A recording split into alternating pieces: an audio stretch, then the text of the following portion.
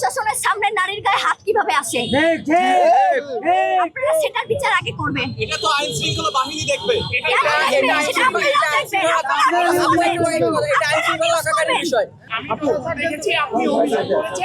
সাংবাদিকরা পোল্ট্রি মারছে।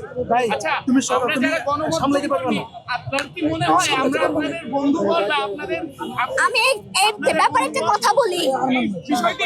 এখন আপনারা একটা কথা বলছেন, আপনারা এই 2 দিন এই জুলাই যোদ্ধা সংসদ থেকে ব্লকেট করছেন, আপনাদের শাস্তি আপনারা পাচ্ছেন। এই কথাটার ভিত্তিতে তখন এই কথাটা আমি বলছি যে আপনারা পল্টে দিচ্ছেন। আগামী 1 বছর পরে আপনারা এটা ঝাল বুঝবেন। আচ্ছা ভাই, আমাদের যারা একজন করে বয়স হয়েছে,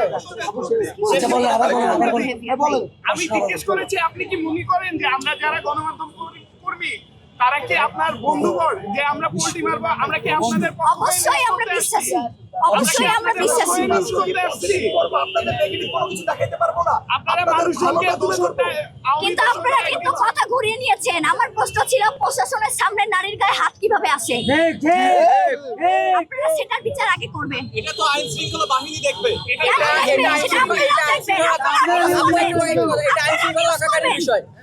আমাদের মিডিয়াদের উপরে আপনারা যে ব্লেমটা দিচ্ছেন এটা কেন? তাহলে কি আপনারা বলতে চাচ্ছেন যে মিডিয়া আপনাদের ভালো কাজ ছাড়া খারাপ কাজ কিছু দেখাইতে পারবে না? আপনাদের যেটা আপনাদের কাজের অন্তরায় সেটা কি আমরা দেখাইতে পারবো না? এটা বলতে চাচ্ছেন না। মিডিয়া আমাদের তাহলে মিডিয়াদের পাশে হওয়ার কারণটা মিডিয়া আমাদের সবসময় পাশে ছিল। আমাদের জায়গা এক্সট্রিম মশার কয়েল প্ল্যান্ট ফাইবার দিয়ে তৈরি, ডেঙ্গু চিকুনগুনিয়া বাহি সহ যে কোনো মশার বিরুদ্ধে দেয় এক্সট্রিম সুরক্ষা। আমার গলা অবশ্য ভাঙা, জোরে কথা বলতে পারছি না, আবার চেষ্টা করব। আমরা জুলাই যোদ্ধা সংসদ থেকে গতকালকে ঠিক সকালে ভোরে আমাদের কর্মসূচি এবং আজকে সন্ধ্যা পর্যন্ত এই কর্মসূচি আমাদের কিন্তু একজনের হাত ভাঙছে আমাদের মেয়ে কর্মী। কিন্তু হঠাৎ করে আমাদের মাঝখান থেকে মাসুদ স্যার যে উনি আমাদেরকে শাহবাগ থানায় নিয়ে যায়। তারপর যাই হোক, আমাদের ডিসকাসিং এর পরে হঠাৎ করে দেখলাম আমাদের মঞ্চ যেটা ছিল জুলাই যুদ্ধ সংসদের, সেটা হঠাৎ করে ভাঙচুর হলো, আমার ভাইদের উপরে আক্রমণ হলো এবং আমার বোনদের উপর আক্রমণ হলো। তার থেকে বড় কথা, আমার প্রশ্ন, আমি নিজেও সেখানে টর্চারের শিকার হই।